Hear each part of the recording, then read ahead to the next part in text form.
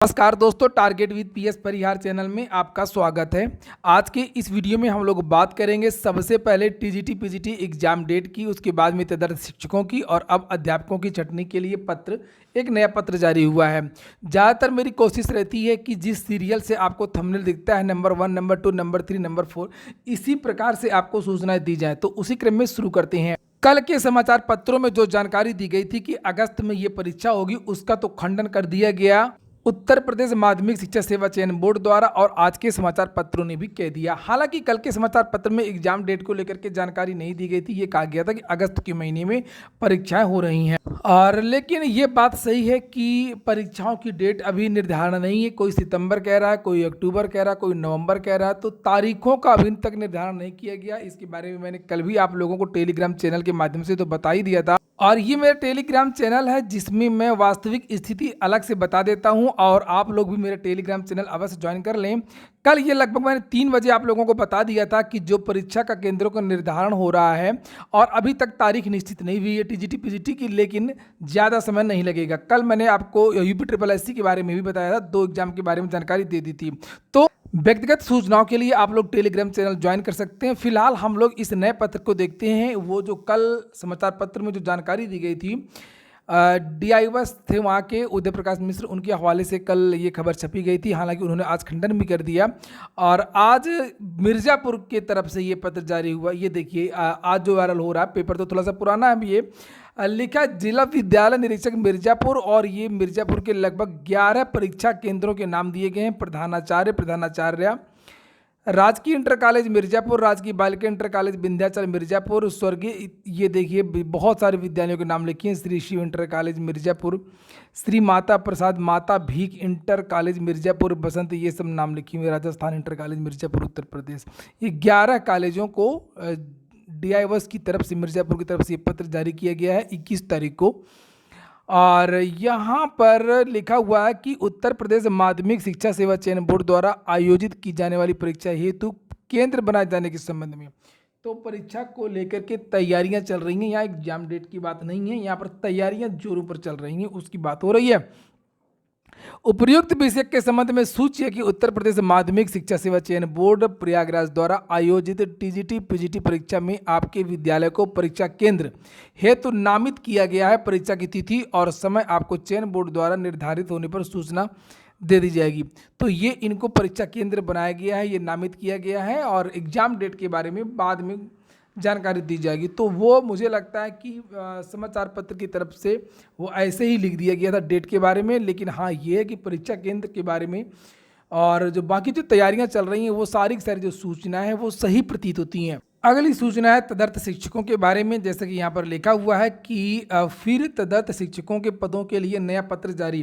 तदर्थ शिक्षकों को लेकर के लगातार पत्राचार जारी है। यहाँ पर देख सकते हैं आप लोग, एक और पत्र जारी हुआ है। ये देखिए, ये बस्ती का है, और शिक्षा निदेशक माध्यमिक उत्तर प्रदेश सामान्य शिक्षा सामान्य तृतीय अनुभाग समस्त मंडलीय संयुक्त शिक्षा निदेशक प्रदेश के अशासकीय सहायता प्राप्त माध्यमिक विद्यालयों में नियुक्त कार्यरत तदर्थ शिक्षक को माननीय उच्च न्यायालय के आदेश से वेतन प्राप्त कर रहे हैं की सूचना उपलब्ध कराए जाने के संबंध में। ये 26 तारीख को ये पत्र जारी हुआ है, अभी 2 दिन पहले। और यहाँ पर ये पूरा का पूरा जो विवरण है, ये 29 जुलाई के पहले तक मांगा गया। ये देखिए यहाँ पर लिखा 29 जुलाई, और ये डॉक्टर महेंद्र देव, अपर शिक्षा निदेशक माध्यमिक उत्तर प्रदेश।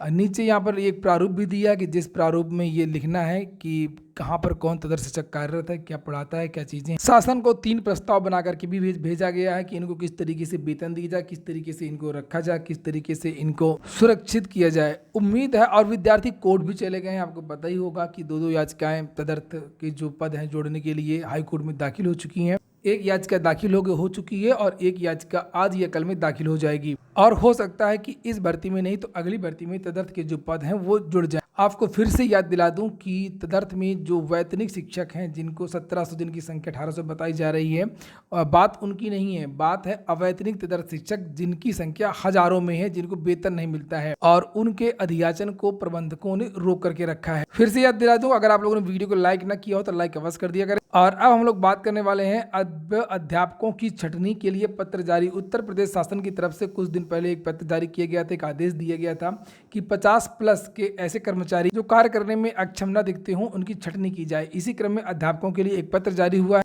26 जुलाई 2022।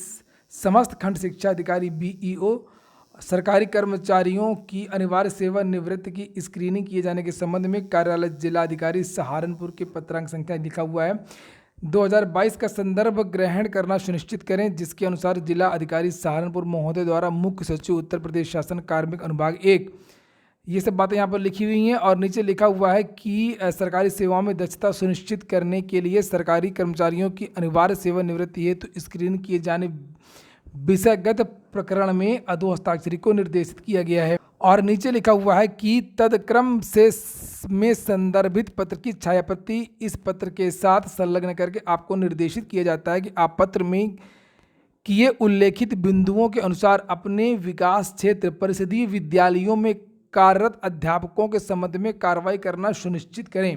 तो अब अध्यापकों के बारे में भी अनिवार्य सेवानिवृत्ति की जो स्क्रीनिंग होनी है उसमें इनके बारे में भी विचार किया जाएगा। और रही बात TGT PGT की, अगर हम लोग बात करें एग्जाम डेट की, तो एग्जाम अगस्त में तो होना असंभव ऐसा लगता है। भले ही समाचार पत्र में कल दिया था और जो तैयारियां चल रही हैं, लेकिन असंभव इसलिए है कि वहाँ पर कोरम नहीं है। अभी आपको पता ही हो कि वहाँ पर सदस्य ही अभी तक नहीं है और ना ही एग्जाम के बारे में चयन बोर्ड की तरफ से कोई जानकारी दी गई है। लेकिन हाँ, इतना ज़रूर है कि एग्जाम आपके बहुत जल्दी होंगे। पूरा वीडियो सुनने के लिए बहुत बहुत धन्यवाद।